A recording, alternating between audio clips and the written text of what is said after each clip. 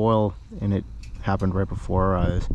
Okay, so look at that, 200. It's between 200 and 220. It's right about at 212.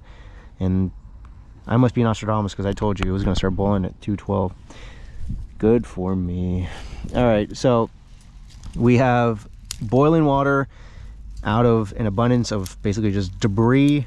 The only cost of this was that, you know, pinky size dollop of the Vicks and 1 cotton ball.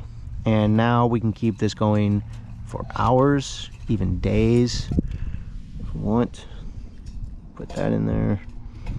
And that is how you cook with a rocket stove.